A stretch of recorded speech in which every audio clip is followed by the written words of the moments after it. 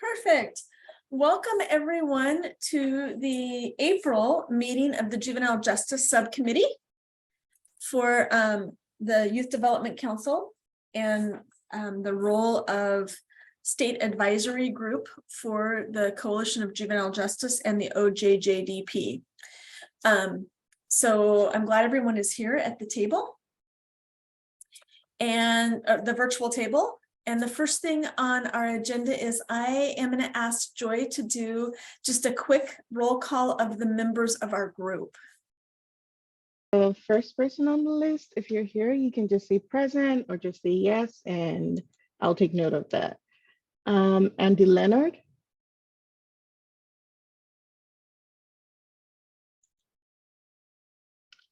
Tabitha Lewis.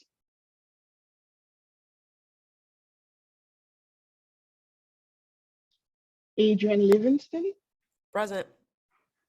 Okay. Christina McMahon.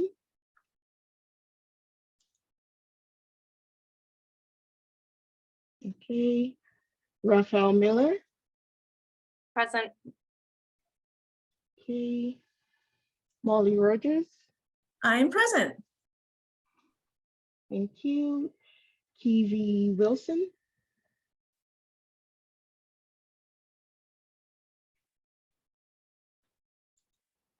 Sam Cole. Sam is here. Okay.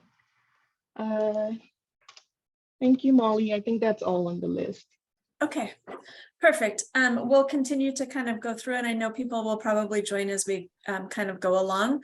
But first on the agenda is support for the 2023 annual Juvenile Department Directors Conference, OJDDA's conference.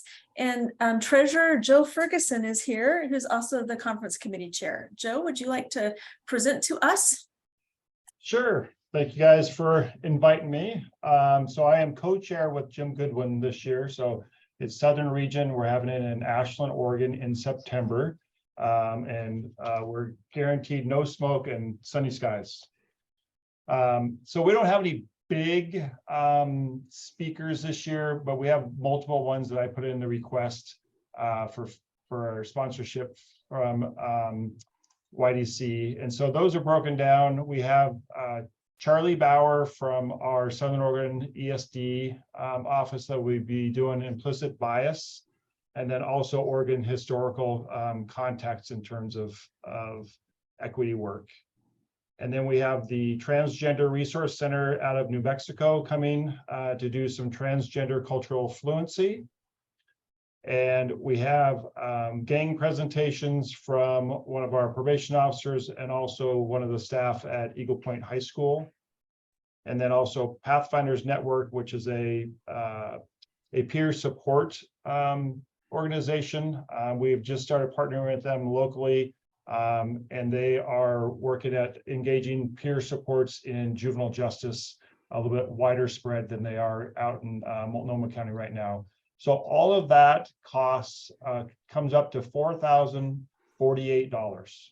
And that is our request for YDC to help sponsor the OJDDA annual conference.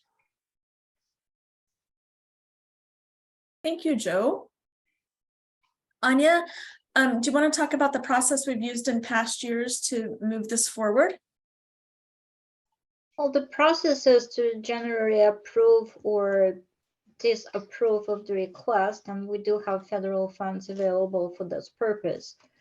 Since this is not necessarily a voting committee and the amount doesn't come up to the level of needing an approval by YDC as a council, so it's just basically it's up to these committee members to decide whether the request is worth supporting, or if you have additional questions to Joe, who represents the association here with us.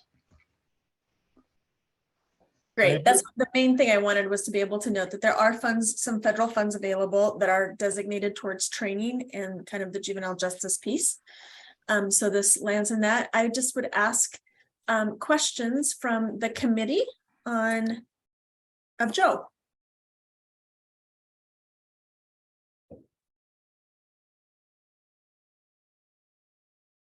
Those are the kind of questions I like. I know, Joe, that's, so, I should so now say I'm too, gonna open it, and there's some other, so there's others on the group that are not actually members of the committee, but I would just like to ask anybody who's on the call today, if they have any questions for Joe. I have a question, so I'm gonna wait till the end. So this is Adrian, since I'm still new to this. I Yes, don't even know what happens at these trainings. So I'm just more interested in what goes on, what's the learning, what's the goal, who really shows up. So that would be what I'm interested in. yeah, actually, I was gonna ask the exact similar question of Joe, will you share a little bit about the OJDDA annual conference, the dates, where it's at, and kind of an overview? And then Brian, did you have another question for Joe to cover first? It was less of a question, but a request. I'll just make it quick. It'd be great. And maybe Joe, if you resend this to us, or once it's all maybe, and it's on Anya, correct me if I'm wrong, it's be nice if we didn't call this a sponsorship. Because it's not. That's a good point. That's words. not Joe. Yeah, no, that's all good, Joe. Do not just, if you resend it to us, and as we process it internally, to maybe the point that Molly made earlier, like, and it sort of ties into Adrian, like, we are super excited and glad to support the juvenile justice field and its learning and growth and education. And you will all go get into what the conference is really about. I've attended both as a juvenile justice professional and now in my role at YDD. So yeah, we can support these kinds of training opportunities as through we might call it a grant or an allocation of funds, but not really a sponsorship.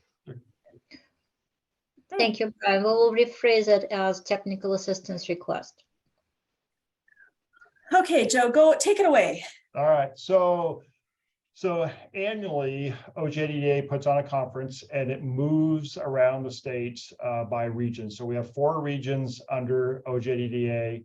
And so it moves around every year. And this year it's Southern Region, which is Lane County, all the way down to Jackson, and then all the way over to Curry and Coos, and then east to Klamath County. So it's Douglas, Lane, Jackson, Josephine, Curry, Coos, and Klamath counties putting this on. And so it really is built around several things. One is suggestions from the previous year's conference in terms of feedback from individuals attending of what trainings they want to see. And it's also that region's effort to look at kind of what's emerging on the juvenile justice front, or in general terms of working with youth and families. It is a 2-day conference. So this year it is September 18th and 19th. And as I mentioned, that's in Ashland, and we'll have it at the Ashland Hills Inn and Suites.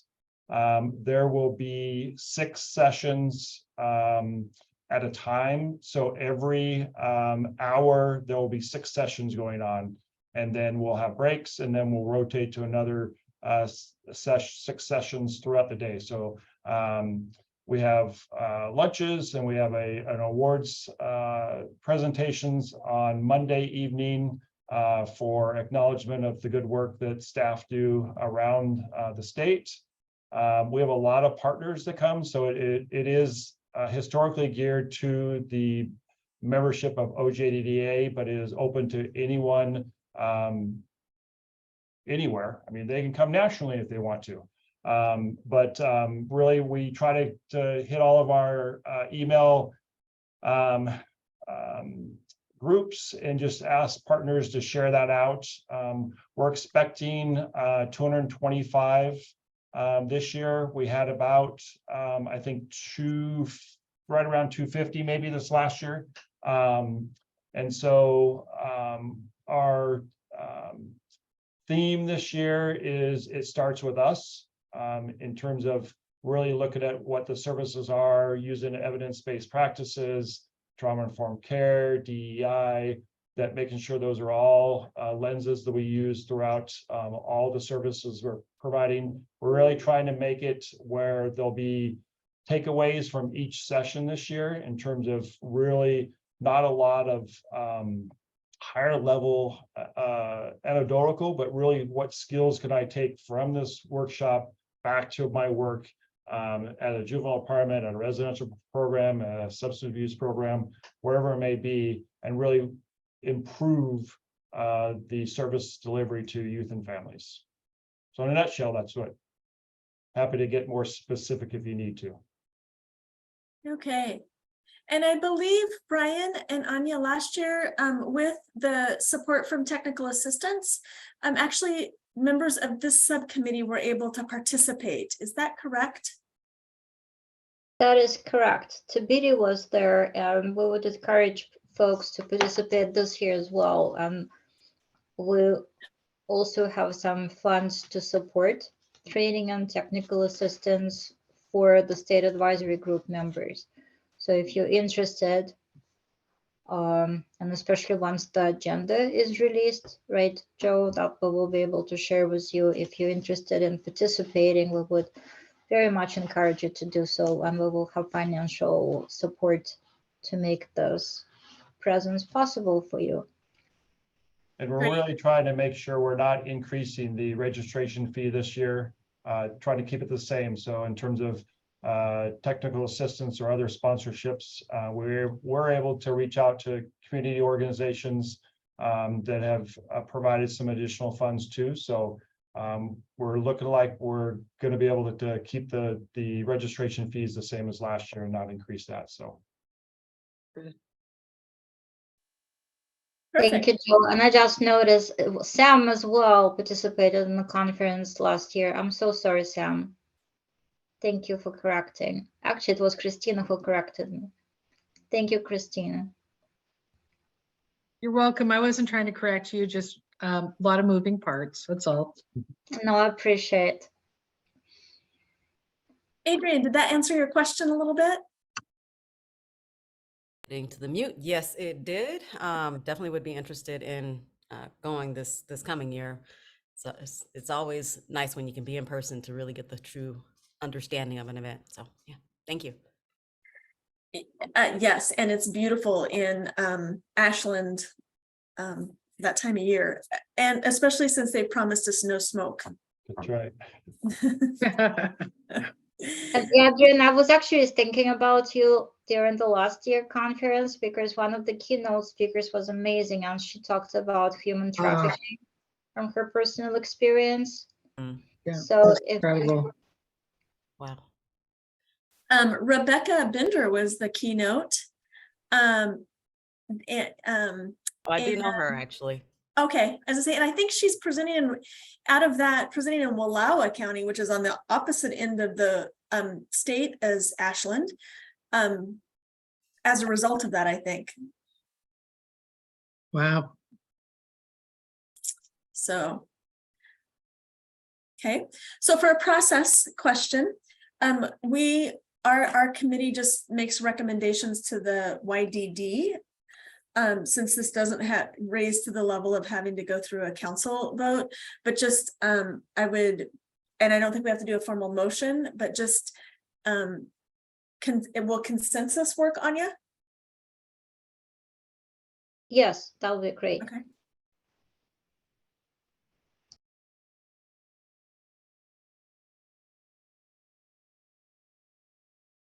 Oh, this one I can't, Christina. It is little. It's second bifocal on the range to look and make it bigger.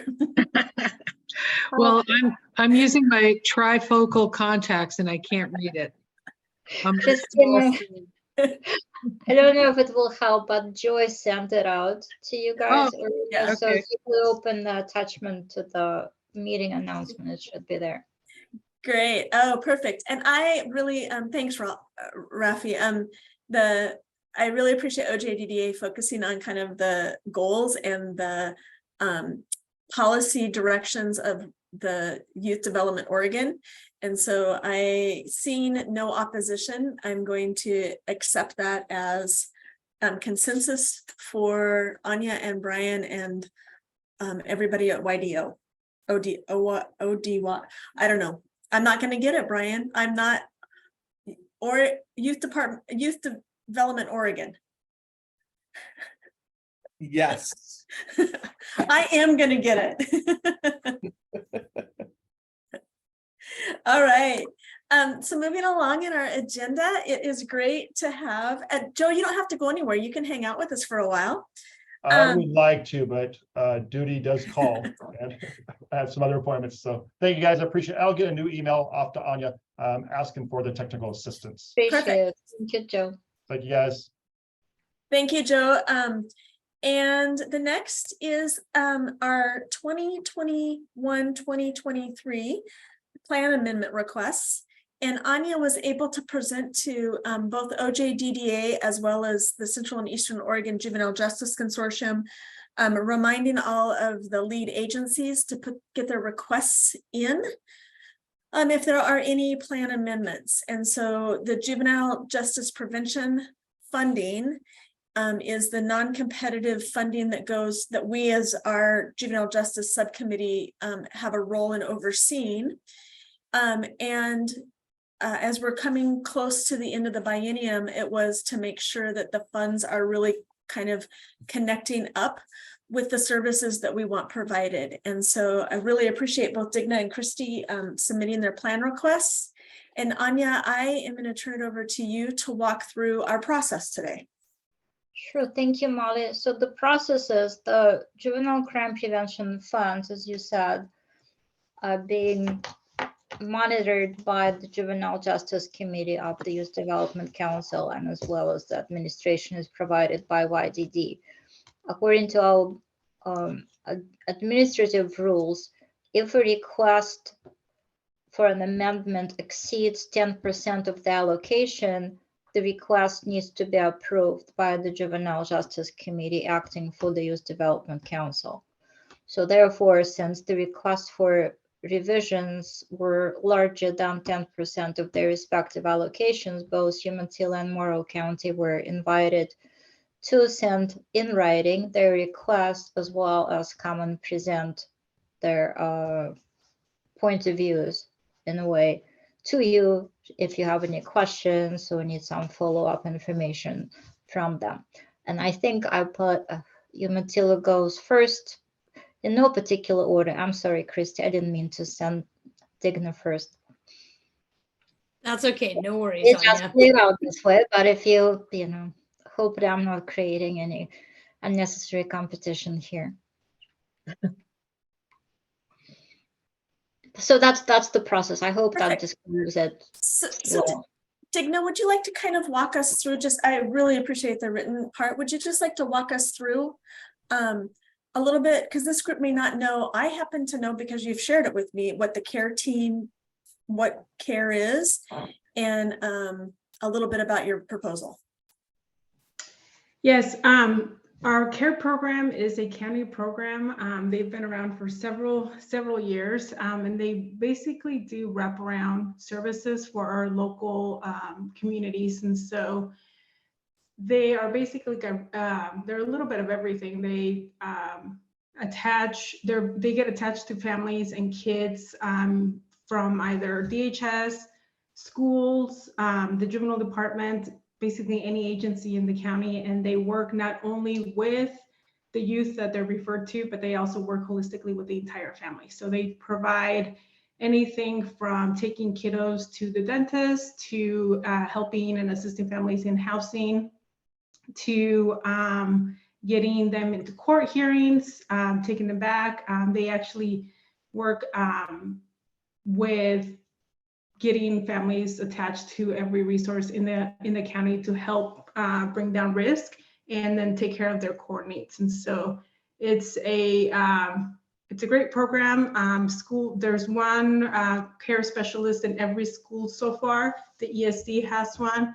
DHS has several, and the juvenile department has one person assigned to us, as well as community corrections on our adult side. They through their JRI funding, we're able to bring in 2 new positions into that.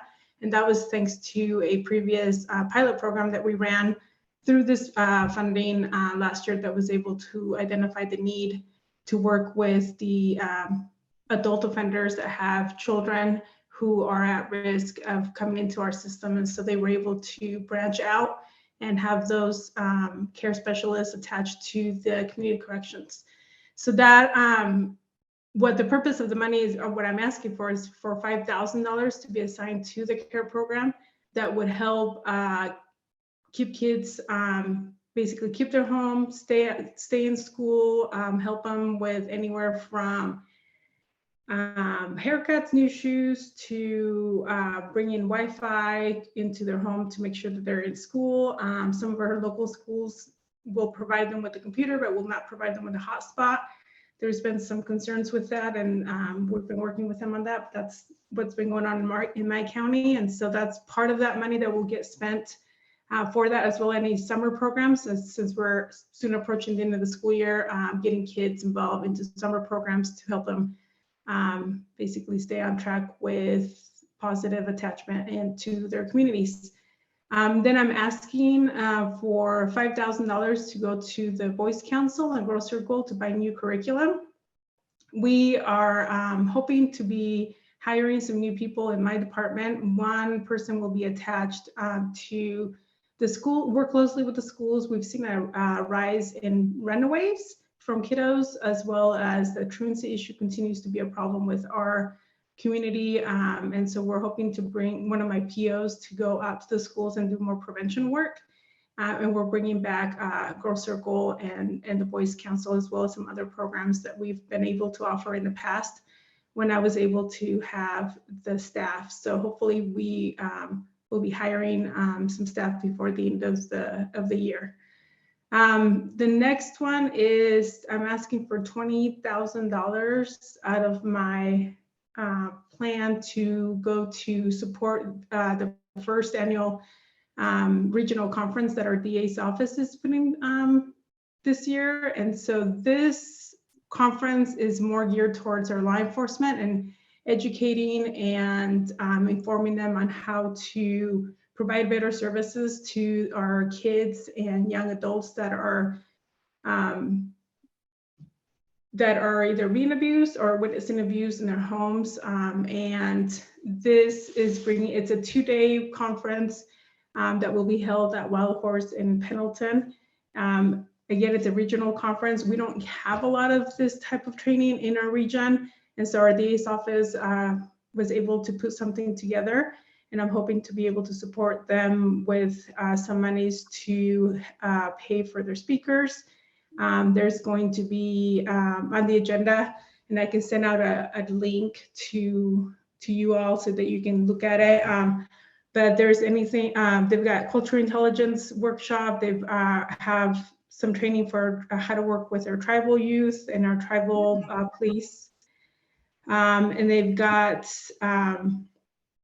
basically it's holistic. So how to better serve our kids and lessen the trauma that they've already enduring because of the abuse. And so that will be, it's a really good conference, and we're happy to be able to hopefully be able to support them in that. Our money will be utilized to pay specifically for the speakers that will be coming from Texas, Washington, and here in the state of Oregon. And the last is our Guardian Care Center, which is our local child advocacy center that serves our county. This is where kids that have been abused or witnessed or have witnessed abuse go into a safe setting to be interviewed. And it's to do some upgrades to the interview rooms. These interview rooms haven't been updated for over 10 years. I actually I'm a forensic interviewer for this program. We're not programmed for this center. I do the forensic interviewing for Spanish-speaking kiddos, and we've got a big rise in our Guatemalan communities. And so I've been able to provide those services to our kiddos. And so the hope is to do some upgrades to the interview rooms so that when we're providing those interviews, that we have better audio, better video, and ultimately the kids are feeling more safe and comfortable, as it's pretty outdated. and that will ultimately help with any process that follows up, that happens after they've been interviewed. So that's pretty much what I've got. There's one thing that I did not include that came up after I submitted this, and I apologize for not sending a new letter. And that's to there's been a rise in crossover between the juvenile department kids and our local disabilities program. And so myself and the director for that program, Kim Beck, are going to be doing some community outreach. So I'm hoping that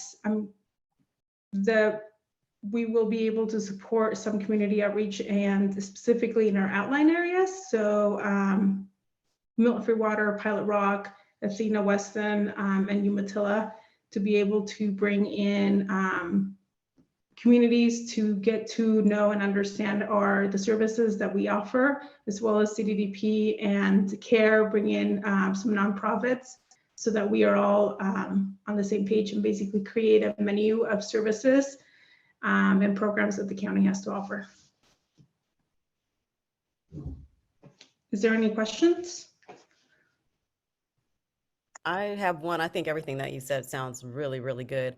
I'm just curious as to, because I know the funds were originally for the client specific category, but that it wasn't spent in that. And I'm just curious what happened there, you know, was there other funding? Was, you know, this is just where you found the most need? Just really curious about that. It's a combination of the two. There was some funding that I was able to utilize out of my basic funds that I was able to put towards the some of those kids that needed services. And when I found out about this conference and the need for care, I thought it was just a better way of spending this money. And I just feel like there is definitely a need in our county for our law enforcement to be better informed, better trained on how to better serve the kids that are being victimized by either family members or other community members. Thank you. Mm-hmm. Okay, great question. Any others?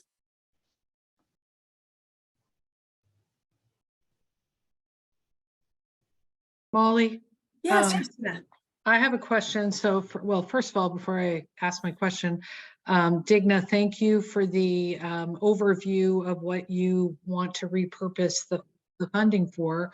All sound like very worthwhile and important ways to spend the money. My only question is a technical one, and that's why I don't know, maybe Molly, Anya, Brian, and I should know this because I just finished my own juvenile crime prevention plan that had to be submitted at the end of the month, last month.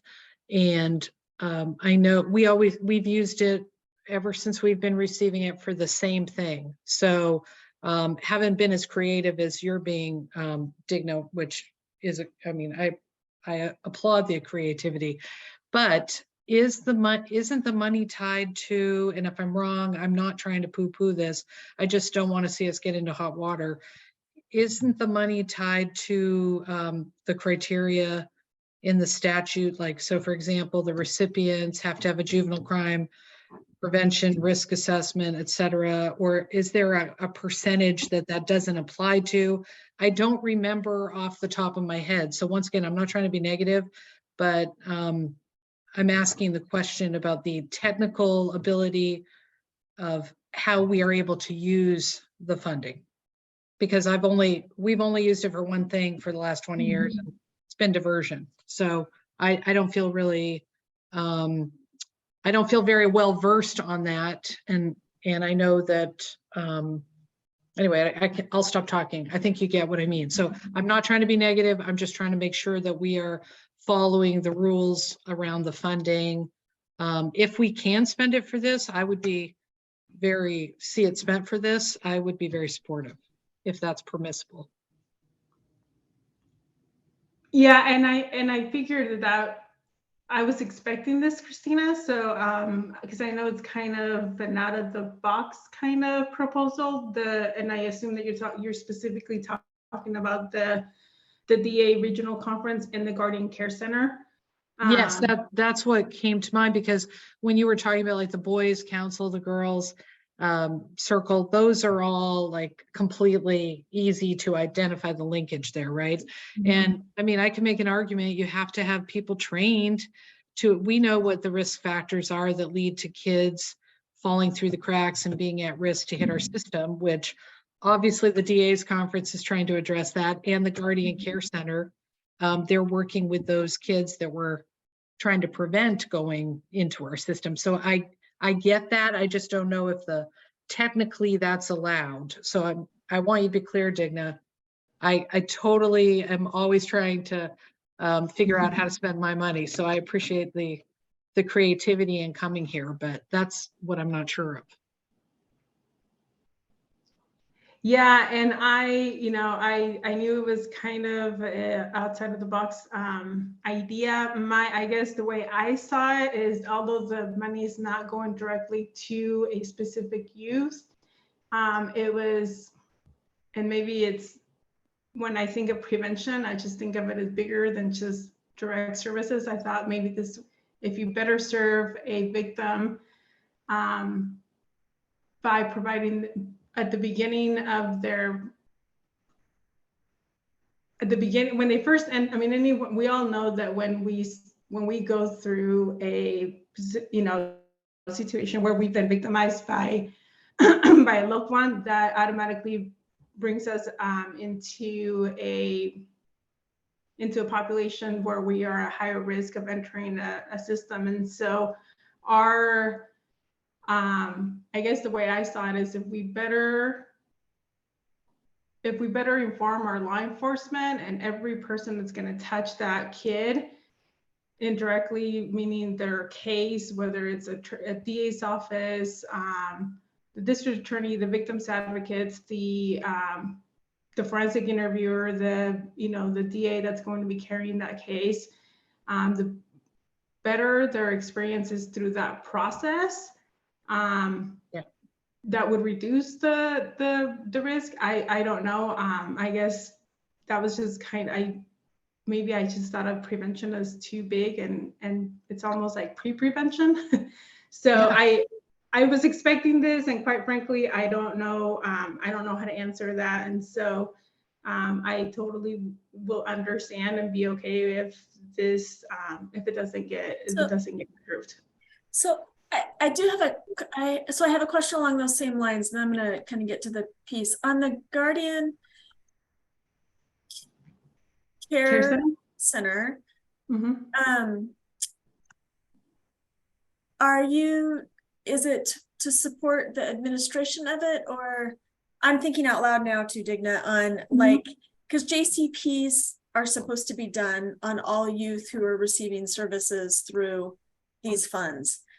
Would there be any option for your care center, at least for the youth? Like, what does that population look like? Are they the 10 to 17, or is it the, could they be younger than that? So I know we had lots of conversations a couple of years ago about the statute, and so I'm just kind of I'm thinking through that. So I've interviewed kids as young as 6 and as old as 17. So the first part of the team, which is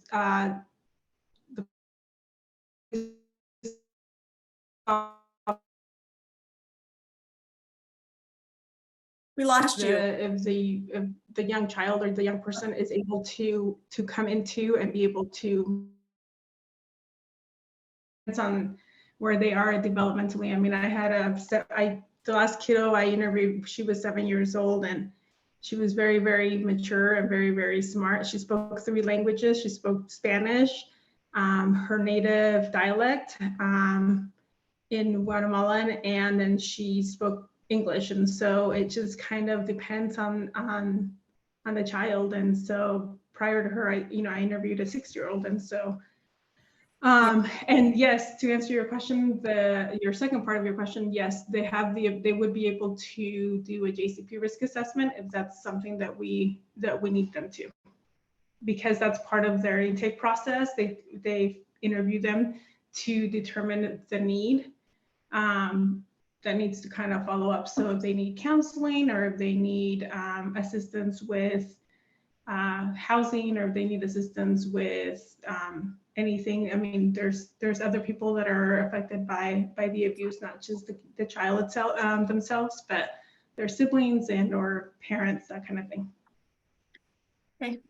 Tabidi or Adrian, I know you guys have been doing chat, which is great, but I want to just open it up and ask if there's questions you would like to specifically ask. And Digna, are you able to see the chat? Yeah, I just got, I'm just on it here in a minute. There's been a lot while I've been talking.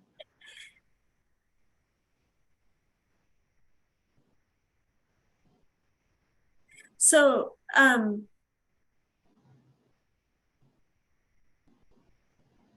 I guess one of the pieces, because this really is around the JCP prevention piece and the assessment tool, is I'm curious if that could be any portion of the training that you're supporting with the county DA's regional conference as well, to make it, to just kind of be true to the statute of the JCP prevention work.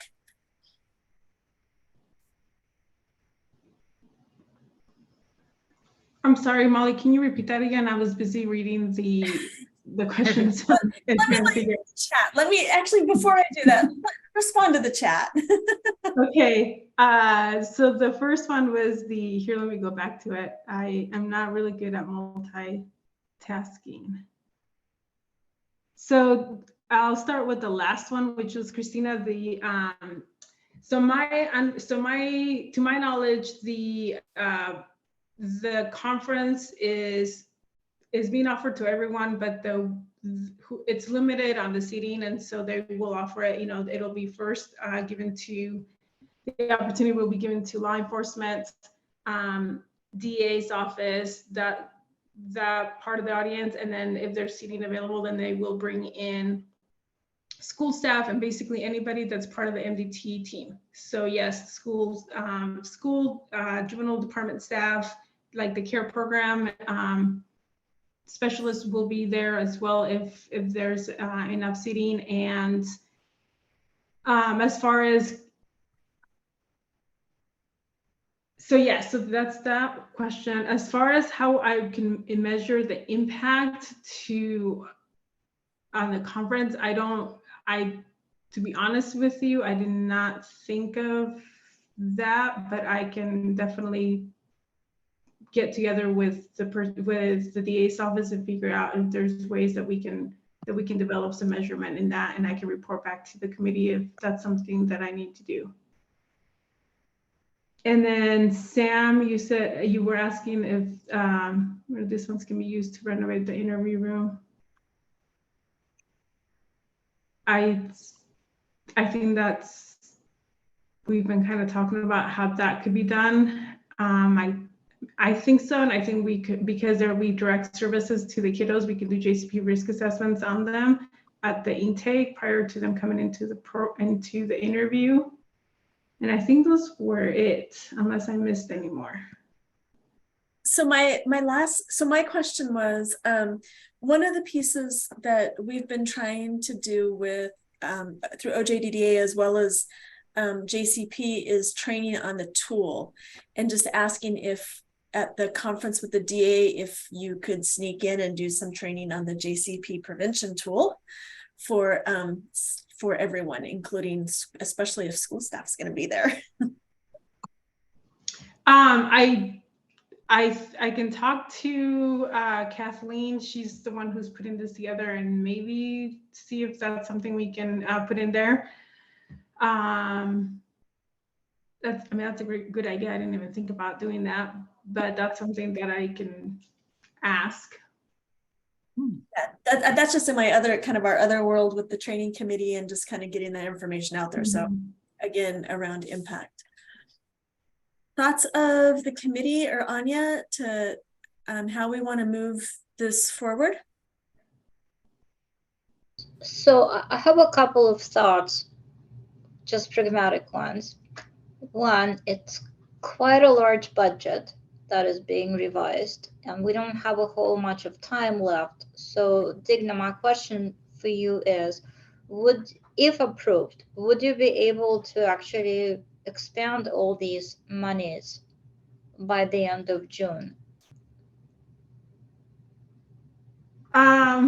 So I was just looking right before the meeting, I was looking at the shared, specifically with the DA's office. It'd only be about 13,000. It looks like that's going to end up getting like almost 14,000 maybe. And so I guess the answer to your question is no. And normally what I do is those funds, Made to Thrive is currently, that's the nonprofit that we support the most. They get the biggest chunk of our money for this grant. They are working on the west side of Hermiston, which is one of our biggest communities in Umatilla County. That is where we have the majority of our Guatemalan community living there. They are looking at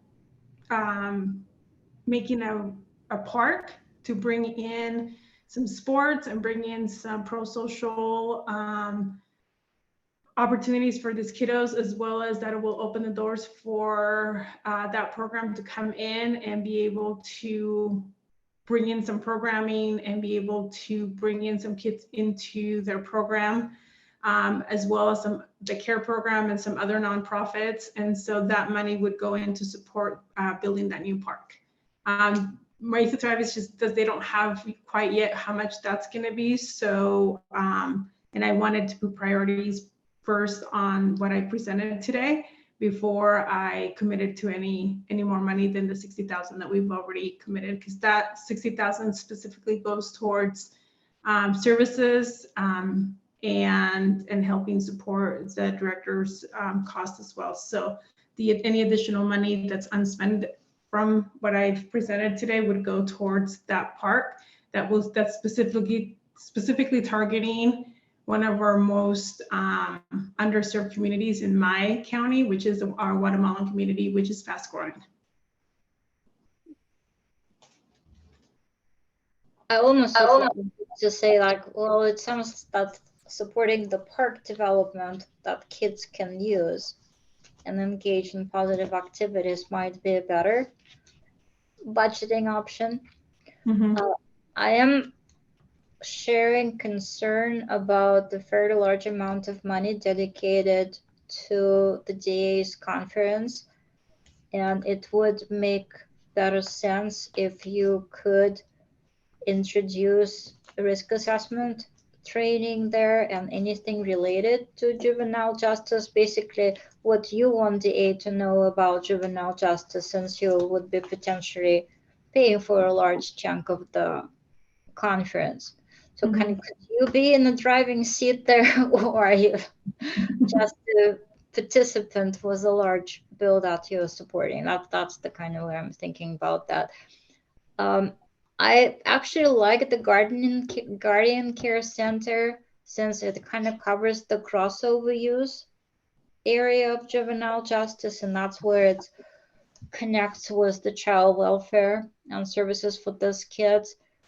And if improving the intake facility makes it better and welcoming for kids and their extended families, I think it's not a bad choice. So anyway, I'm done rambling.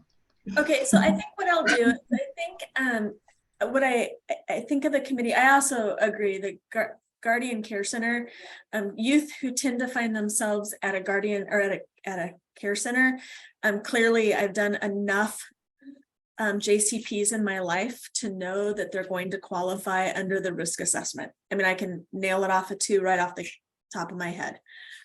So I feel like that really stays with the meaning of the statute. And of course, Boys Council Girls Circle definitely as evidence-based curriculum kind of connects in there as well. So I would ask the group to consider letting Anya and Digna kind of massage or figure out the nice balance on the DA's regional conference and the JCP and having a voice there to approve that. But I would entertain other thoughts on recommendations. And so how we will do is just make a recommendation to YDD. Is that correct, Anya and Brian? I think so. Okay, Brian, I'm getting some thumbs. Thank you. YDO, yeah. And then they can do the final negotiations. So other thoughts?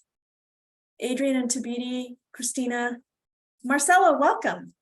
Any other thoughts?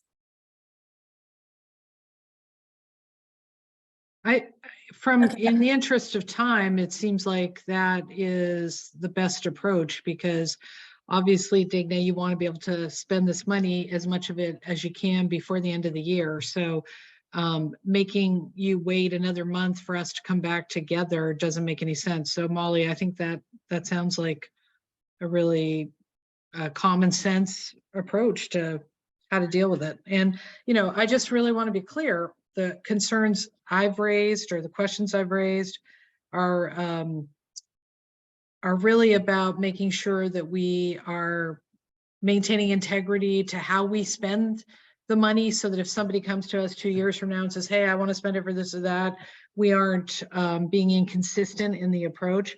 And by integrity, I just mean by following the administrative rules and the statute.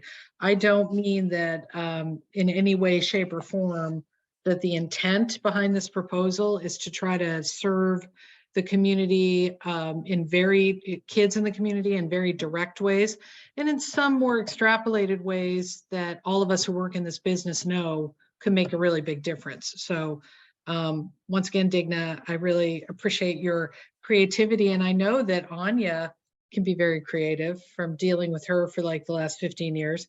So I feel pretty good about your suggestion, Molly, that they'll be able to work something out that meets everybody's interests. Perfect. Thank you. I agree. And then maybe in our May meeting, just a quick update is all I would ask, Anya, for you to kind of bring it back to. That would be amazing. sounds good. Christy, Digna, any final thoughts? I want to make sure I allow you final thoughts. No, thank you. I think I've got it down, and I'll just follow up with Anya so we could get together and figure something out. Thanks, everyone. Thanks. And you are also more than welcome to hang on and listen for it with us today. Perfect. Christy. Good afternoon, everybody. Thank you. Hopefully mine won't be as complex as Digna's. I know we share a lot of the same resources. Umatilla and Morrow County are right next to each other. So some of our resources we actually share. So I too also give some of our budget to the Made to Thrive program. It's located in Umatilla County, but they also serve our Morrow County kids. The Made to Thrive is actually coming into Morrow County on a newer basis. It's in the last couple of years. Prior to that, they didn't have really enough funding to wrap those services over to these kids. So my initial budget predominantly gave Made to Thrive most of my dollars. They just have been unable to spend all of those dollars. So I've reached out to our Willow Creek Park and Rec program, as well as our Oregon State University Extension office, so 4-H office, to help support. So these dollars, the 30,000, 15,000 to each the Park and Rec and the OSU Extension, would be to help pay for summer camps. I know the 4-H does summer camps for kids. It's not only limited to just 4-H kids, it's also to all kids. They do a Sage Fridays. It's a science day on Fridays, both on the north end of our county, which is Boardman, Oregon area, as well as the south end, which would be like Hetner, Ione, Lexington. This would help pay for supplies for the kids, pays for transportation buses to be able to get these kids to and from, like I said, the summer camp. So it could help pay for kids that might not have the ability to like have the raincoats if needed, or tents and things like that. Pool passes and pool equipment. Our Willow Creek Park does need some upgrades to their pools, and so they would be doing day passes or week passes for kids to pay for them to enjoy just swim days as well as swimming lessons and things. So that's where the big predominantly chunk of my remaining dollars unspent, the 30,000 for those two programs, would be to support those kids in those. And then the diversion program, that was just what we have remaining already budgeted from my current budget. So really, I would be asking you all to approve the changing of the 30,000 for the Park and Rec and the OSU Extension Office.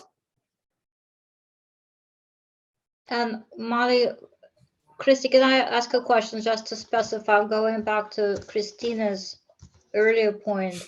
Will these services be provided for kids who are in your general JCP prevention program, meaning their JCP assessments being done on these kids? So it's part of a larger sort of curriculum of services for the kids.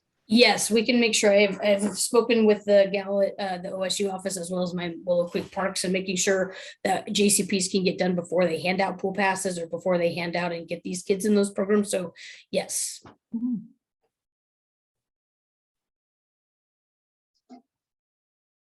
Others Is there thoughts? any other questions?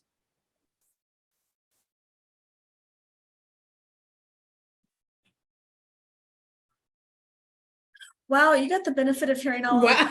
we gave Digna. I guess it pays them this time to go second. No. Well, thank you guys very much. I guess do I just wait to hear that get approved, or? Yeah, let me ask. So I want to ask the same, is the same process acceptable to run with Anya and Christy to finish up any kind of details? Hebner in the summertime is beautiful. I'll say you should come down, Christina. Come down to Hebner. I have been there before. Yeah, they just had their big party in March. St. Patrick's Day was their big, and it was beautiful weather. It was almost 60 degrees, so you can't ask for anything better. It was the only weekend kind of nice. So my final thing on this is do you feel like you have enough dollars, or how it's split up, to make sure that people are able to complete the JCPs with the training component of it, Christy? We're really going to try. I know it'd be me getting out there, but that's one of the biggest, I know, hiccups is trying to get all of those done in time. So, but I've made myself and my staff available to try to go help coordinate that as much as we can. Great. Okay. Thanks. Hey, thanks, Sam, for being here as long as you could. Any objections to that same process moving forward that we outlined with Digna for Anya to be able to negotiate the final terms and to make the adjustments?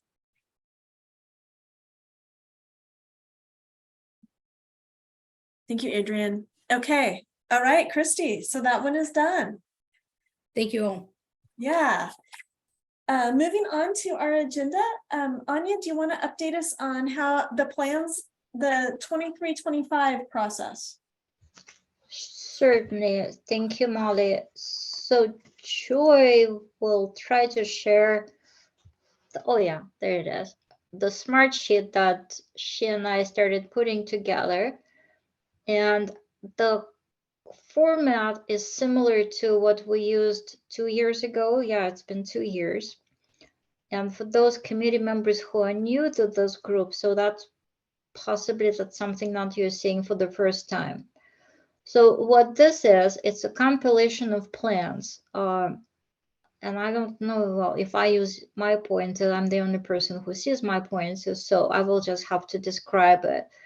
So if you will see the columns as county, so each county has submitted a plan, or the plan is, submission is pending. I know analyzing their plans or getting their plans are approved by their respective bodies, be it county commissioners or the local public safety coordinating council, but hopefully within a week or two, every single plan will be here. But as you can see, there are still plenty of plans to look at.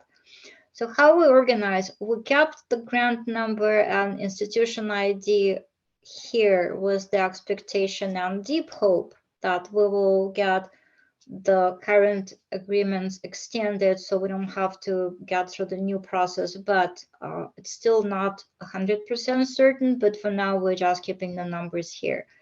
So we ask folks to tell us who will sign the agreement, who will be the lead agency director, just basically the stuff that we need to know in order to conduct our business. And Joy has been very kind, just going through each of the plans and putting that information out. And Joy, I'm sorry, you're doing great, but could you go to the very left first, back to the counties, because I should have said it. See, there's this little paper clip mark on the left. That's a link to the actual plan. So once you start reviewing the plans, this is what you would need to open to read. And thank you, Joy. Now you can close that. So the plans have a number of questions that we asked folks to answer. So Joy, if you don't mind going to the right. Is it to the right? Yeah, I suppose. So we've put together columns here, and each column is actually a question. We didn't put numbers here, but this is what we ask folks to describe. And just going back, or either repeating or just new information for you, the planning requirements are identified in statute and in our rules. So what we're asking folks to respond to, what we call questions or required elements of the plan, are those components that we have here. So I haven't done a whole lot of work yet in putting this information out there, but what I usually do, I go into each of the plan that's submitted and make sure that each of the elements that been required was responded to. So what I usually put there is very brief description, or either yes or no, or good or need additional information, or just what it is. So here you have, and every single one of those cells will expand. So there's more information in each of them. So we ask folks to describe the planning process, and statute requires community participation with certain partners who need to be at the table. So it will look at whether that community engagement or comprehensive community engagement have taken place.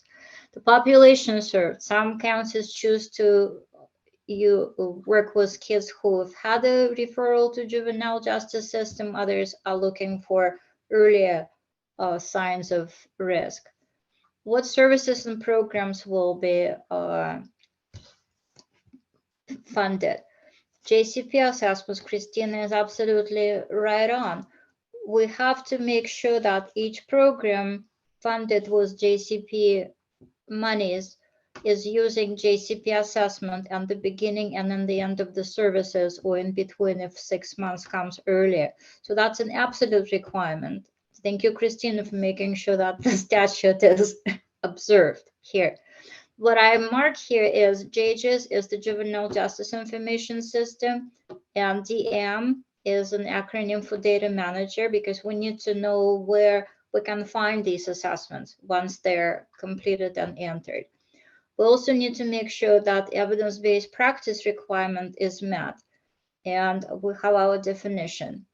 And now the highlight is the cultural appropriateness, and you can see that Lawrence already started working on his review, and what you see here is what he put in there, and I'll let him speak for himself after I'm done with my very brief sort of, I don't want to say high level, but very cursive view of these things. Now, basic and diversion relationship is also required in statute. Basic and diversion are funds that Oregon Youth Authority administers, and that's a kind of like the second, another two funds that are co-related and related to JCP prevention. And Debbie Martin from Oregon Youth Authority will be helping us, making sure that there is some connection that's obvious in the plans. Budget, we don't know yet, so we'll probably leave this column open until the legislature decides on what funding will be available for JCP and how it will be distributed among the counties and the tribes. So for now, this column will remain just is. But we did ask folks to submit their budgets based on the current allocation. So when they're planning for services and programs to be funded, they have some sort of a preview of what might be, because and then Brian is here, and I think Court is here as well. They'll correct me if I'm mistaken. We're not anticipating a whole lot of changes this year. So unless something very, very unusual happens, we will be looking at pretty close the similar amounts of money that people had before. And now after the budget is local public safety coordinating council approval. So folks are required to provide us with a proof that local public coordinating councils has reviewed the plan, is familiar with the plan, participated in developing the plan, and basically signing off, it's good to go. And in case of absence of LIPSIC, it will be a Board of County Commissioners that will be providing similar certification. And Joy, we should probably adjust this column to say LIPSIC and BOOC, but that will be later. Then there's a place for reviewers' comments, which will be you.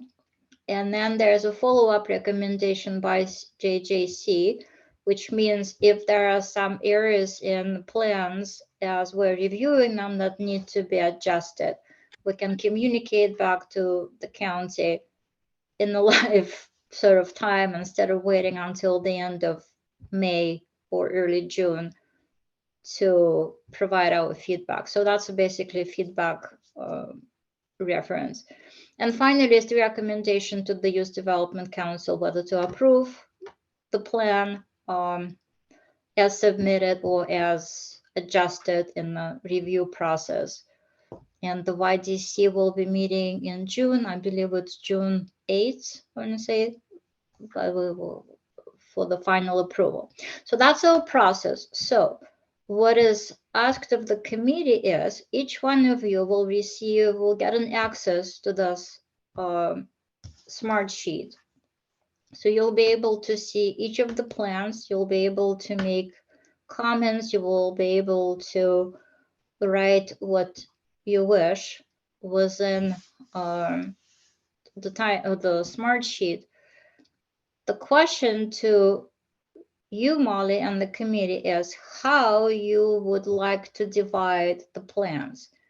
In the past, oh, I shouldn't say in the past, last time when we did it, which was 2 years ago, each committee member received the assignment by the chair to review certain counties. So that's the ask from YDD to the committee. Please identify among yourselves who will be reviewing which group of plans. And as far as our timeline, if we could get a first round of review by the next Juvenile Justice Committee meeting in about a month, that's what we're proposing here. What we did last time, I think, is each committee member received between 3 and 5, no, 5 and 7. I think there was minimum of 5 and 7 to review. And if I remember right, we had 2 reviewers for each. Is that correct, Anya? Yes. And so it was incredibly scientific. It was, we put them in order and then just went alphabetically through the list, and it just that was how scientific it was. So Anya and I had four teams, and we just rolled through them. So, or 5 teams, and we could just roll through them. Our committee has seems to have shrunk since then. And so I don't really want to burden everybody with 9. If you're on a team of 2, that's, I think, what we would end up with, between 9 and 10. So I am open to sharing direction for me this year. So officially on our subcommittee, we have how many members, Joy?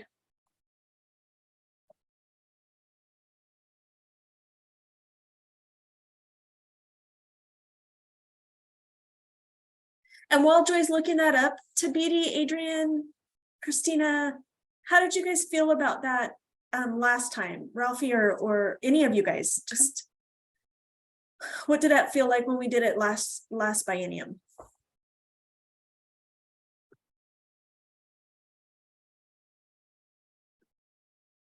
The process felt fine.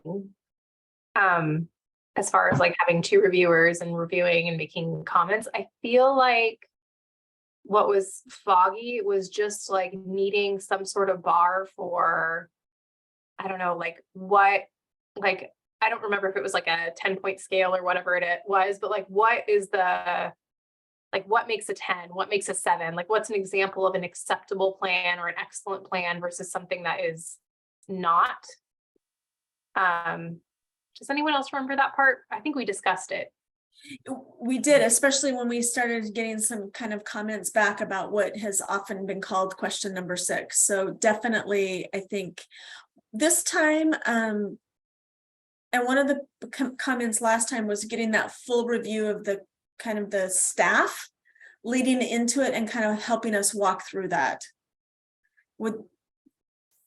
That was a little bit ambiguous last time. Right. So, Joy, if you could go back to the smart sheet, because Lawrence had already started his work.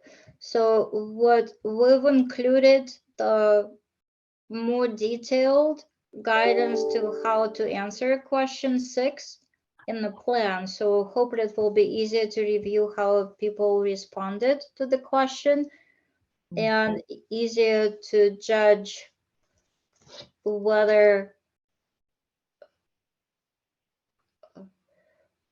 you know, the review scale is met. So Joe, if you can go towards question 6, the cultural appropriateness.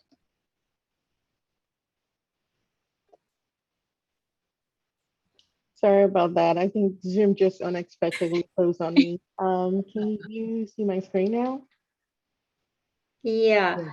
So I know Lawrence started looking at the cultural appropriateness question. Lawrence, do you mind saying a couple of words how you will go through this? Yes, hello everyone. So the cultural appropriateness question, basically it had in the JCP plan itself, there's like three categories that we're really focusing on highlighting. And basically it's just the description of inclusive and developmentally appropriate cultural strategies. And there's an appendix C that you can attach that also describes some of those areas.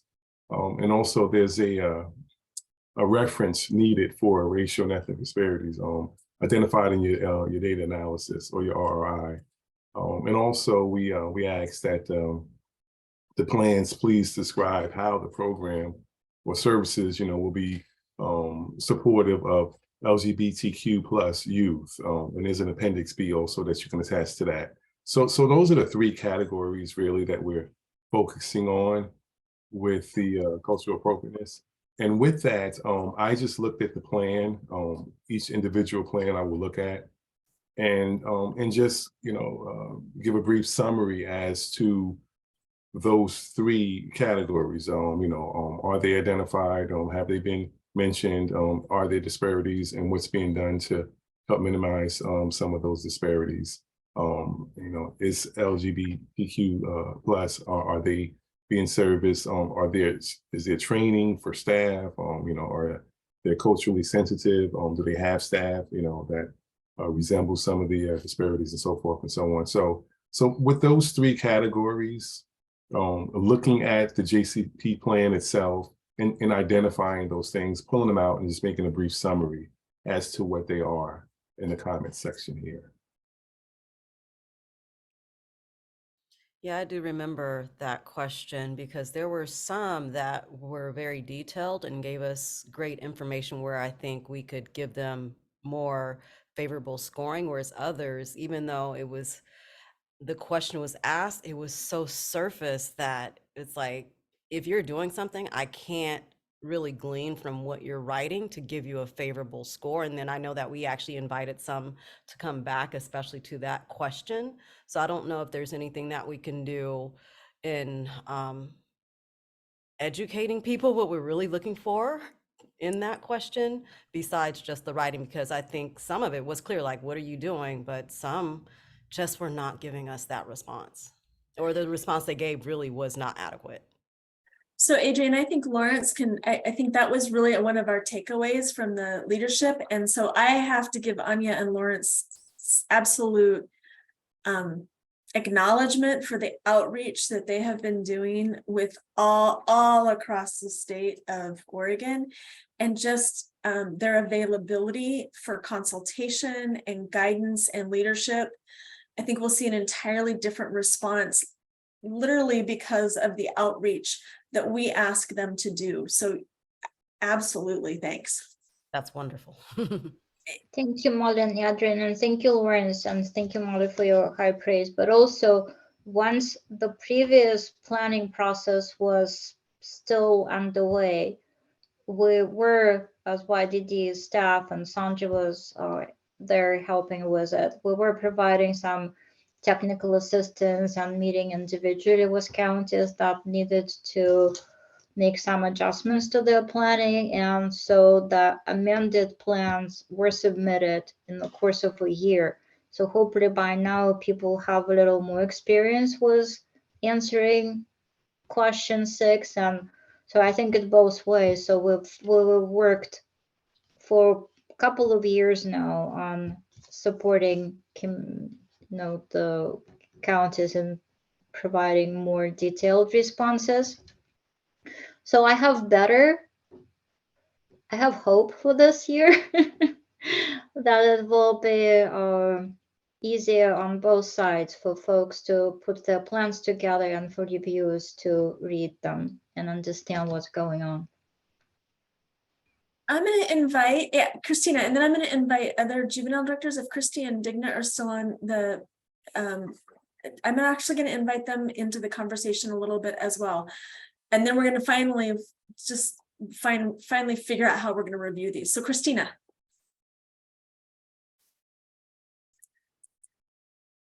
Brian always yells at me for keeping myself off mute and people can hear me typing notes. So I've reverted back to pre-pandemic days.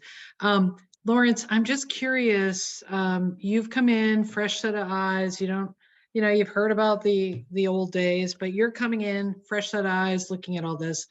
Have you had a chance to, like, what percent, have you looked at 5 plans, 10 plans, all of the plans yet? I'm not trying to put you on the spot, but I'm just curious, your impression, whatever number you've looked at, have you felt like you're getting the responses to the cultural, you laid out the criteria for us, the cultural appropriateness, Appendix C, RRI, Appendix B, as you've been reviewing them? I know I received comments that it seemed more direct and easier to understand this go round than the last go round in terms of trying to put it together, the people I had working on that. So I'm just curious what your initial impression is. I'm putting you on the spot. That's okay though. So I've looked at about a third, probably about 12 of them. And overall, yes, I think the way the question has been phrased, has been presented, as well as the breakdown of the 3 areas, the 3 categories that we're focusing on, has been very helpful in trying to minimize any confusion as to what we're looking for, and what should be considered cultural appropriateness in the JCP plan. So Overall, yes, I think people are truly aware and are making steps to either be engaged or trying to find that place where they can be and service the youth in that area. Some populations don't have a heavy relative rate index percentage for certain populations, but they still are aware and they still are acknowledging the fact that we still have to have something in place for that. So that was good to see in some of the writings as well. But no, I've looked at about a third of them, and yes, the cultural appropriateness questionnaire is definitely I don't know what happened in the past, but this, what I'm looking at with fresh eyes, people are definitely aware and are making intentional efforts, purposeful efforts to engage in this work. Great, thank you. Okay. Thank you. Yeah, there's always good that comes out of challenges, and that definitely has been a good conversation and a meaningful conversation. Digna or Christy, anything from you guys?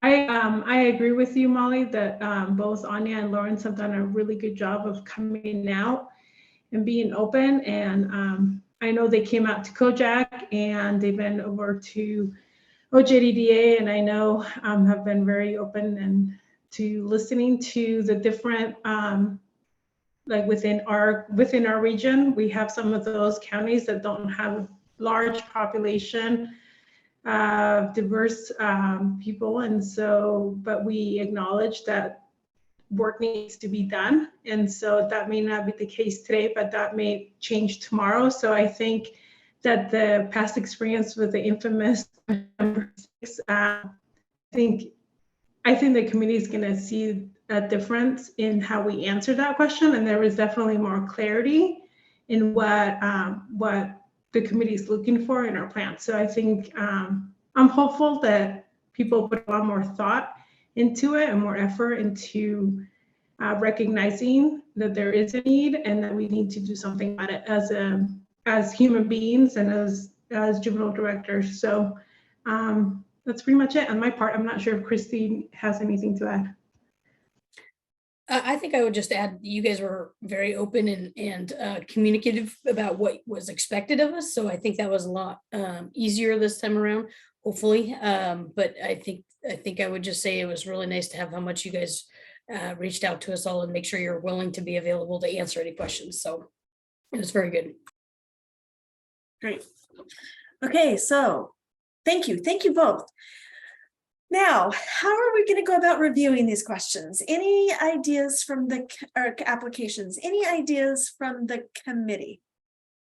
36 plans, because the tribal ones are not due quite yet. Is that correct, Anya? That is correct. Yeah. And your busy schedule. So I'm just really open to how best we make sure that we create opportunity for us to have time to review, and how best we use staff to help us do that. Molly, just to answer your previous question, there are currently 8 members. Today is Maricella's first day, so I don't know if it's official that she's also a member, because that'll make it 9. Oh yes, it now makes it 9 and official. Christina.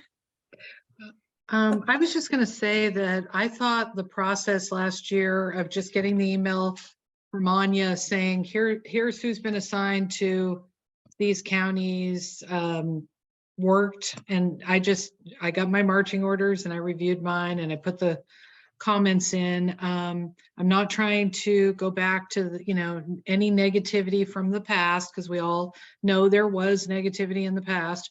But I know that when I spoke to directors the last go around, one of the big, and I know you've all heard this, one of the big point of feedback that I got, because I've shared it in these meetings over the last couple of years, was around not getting feedback in a timely manner. I don't think that's going to be, and I know that's not going to be an issue.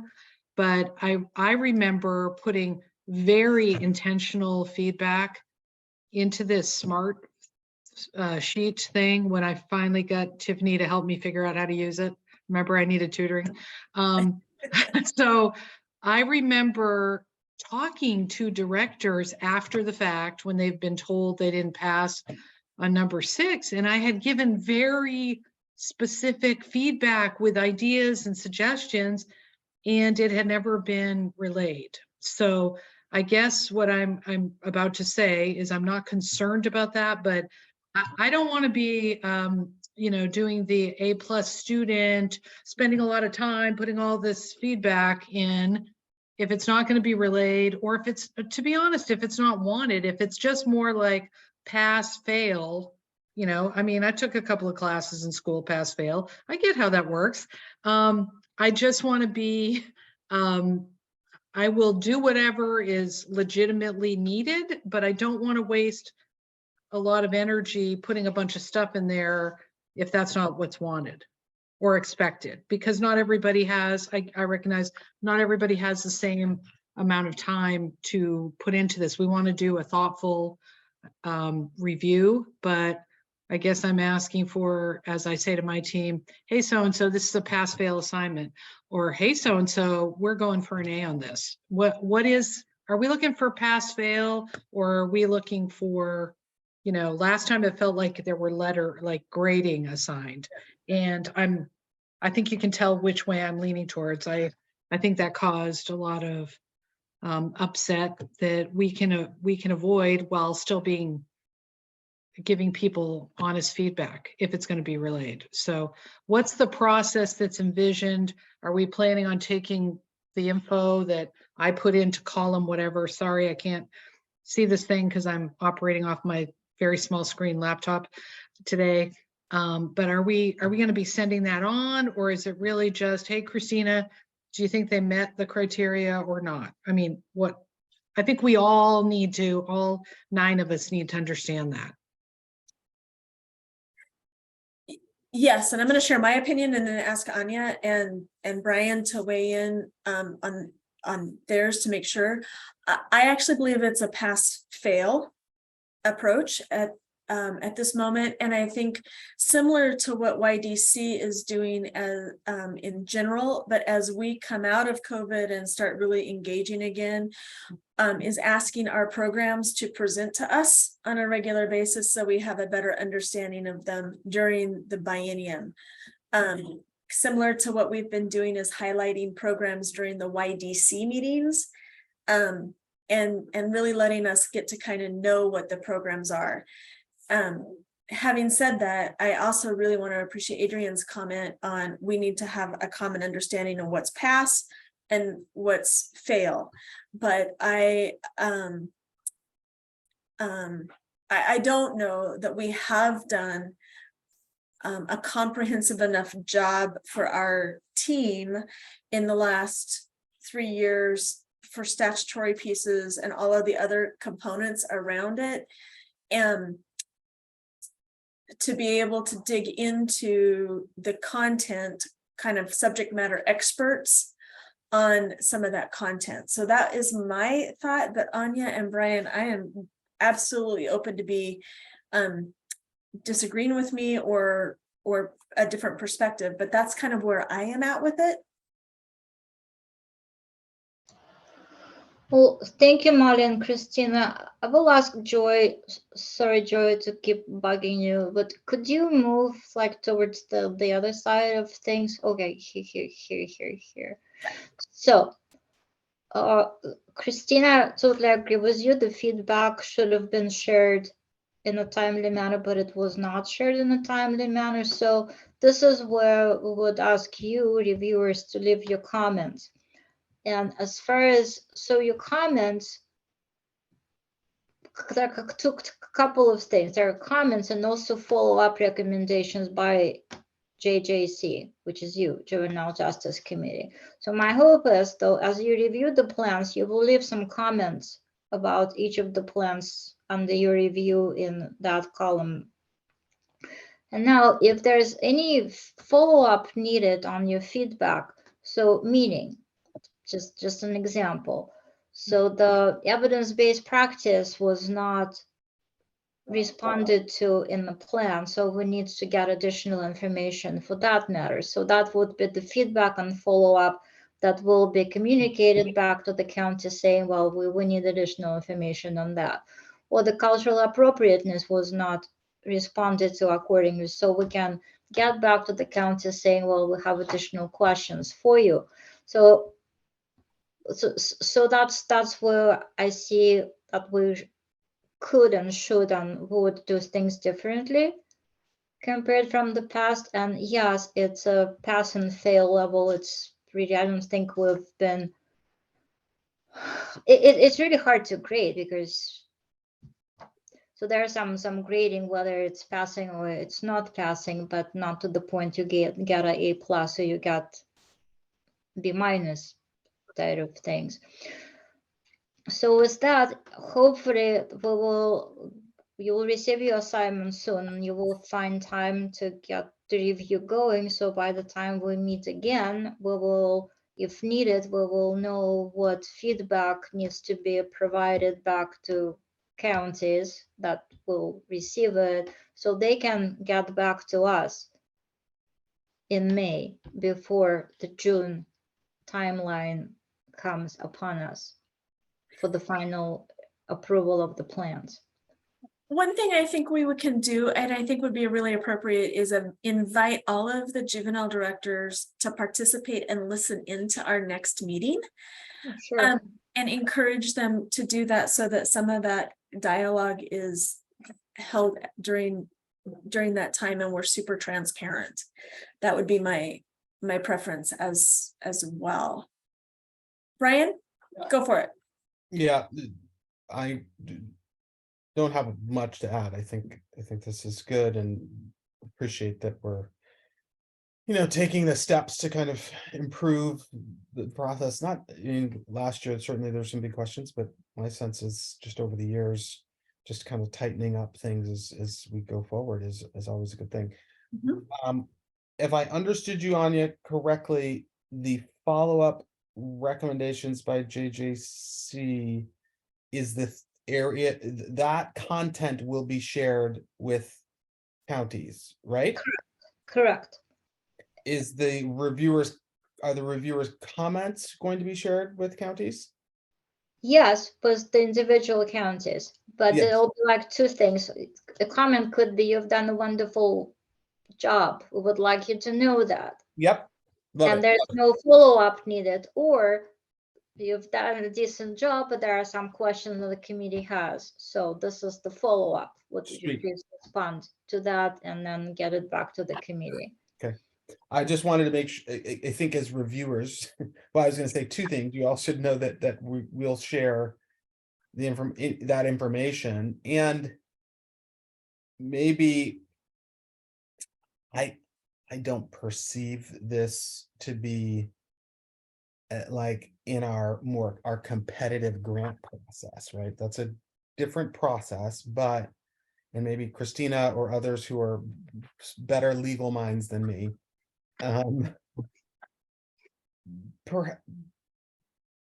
this is public information, probably. So just want to put it out there that as you write stuff into the columns, that any and all of it could, to Anya's point, we'll share from these two columns. And if for some reason somebody said, hey, I'd love to see, comments from other counties or something, that in a public information request, this whole thing could be made public, which I feel totally comfortable with. But just want to remind you all of that. And to the extent then that the comments and or recommendations are like clear and not in some shorthand or some format that, again, we can then actually bring back to counties would be really appreciated, right? That it's we can decipher, we know what you're saying, versus just some shorthand on something full of acronyms that maybe might have a hard time sharing. And I'm not saying anybody has done that or would do that, but that's a sort of just a, I think, good practice for us all to keep in mind. And again, just saying again, I love the idea that folks would get the positive, like awesome plan, to the more, if there's some constructive, like, oh wait, this is missing this, we need this. My sense is you all will get, we'll hear back from us, and I think there'll be value in that. Yeah, I really appreciate that, Brian. And I want to ask a question because Christina gave really good, and she did her homework and did a beautiful conversation in her comments last time, which were really helpful for me. Is maybe what we could do is in those comments in our, that we have some formal communication with each of the counties, including those comments, whether it's a simple memo or, and if there are no comments, that's fine. But in the ones that somebody took the time to thoughtfully write out the comments, good or encouraging, either one of those two, that they give back to the counties, because